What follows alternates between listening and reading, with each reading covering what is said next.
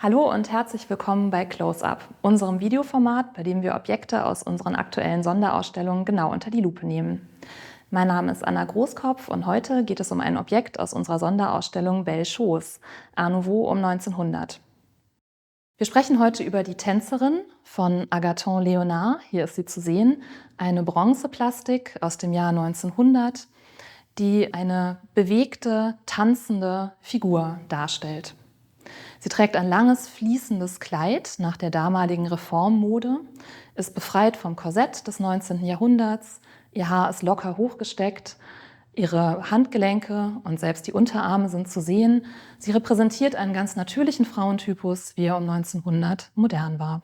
Die Tänzerin ist Teil eines Gesamtensembles, das sogenannte Le Jeu de l'Écharpe, Schärpenspiel. Es handelte sich dabei ursprünglich um einen Tafelaufsatz, also eine Dekoration für eine festlich gedeckte Tafel. Und ursprünglich war auch nicht Bronze das Material, sondern Porzellan, genauer Biskuitporzellan. Biskuitporzellan ist das weiße, unglasierte Porzellan, das also eine matte Oberfläche besitzt.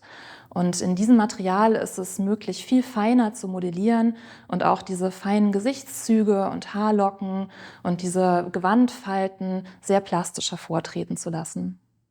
Und natürlich wirken die Figuren dadurch auch ganz besonders zart und fragil. Agathon Leonard schuf dieses Werk, den Tafelaufsatz, für die Weltausstellung 1900 in Paris.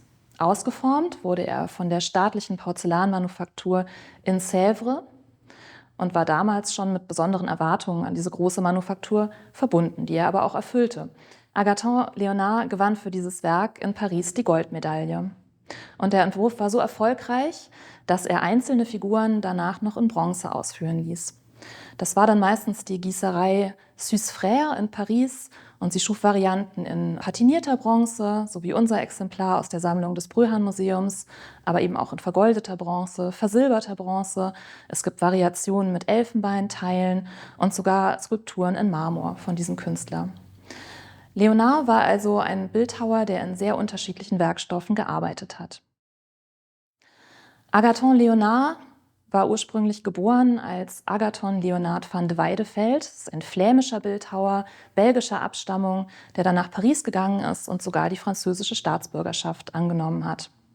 Und er nannte sich dann Agathon Leonard, benutzte also seinen zweiten Vornamen als Nachnamen, um diesen französisch klingenden Namen für sich zu beanspruchen.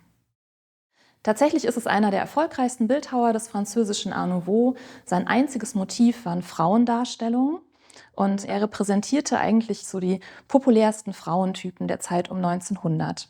Das ist die femme fragile, wie wir sie hier in diesen Tänzerinnen sehen, bisweilen aber auch die femme fatale in Darstellungen, die zum Beispiel weibliche Vampire behandeln.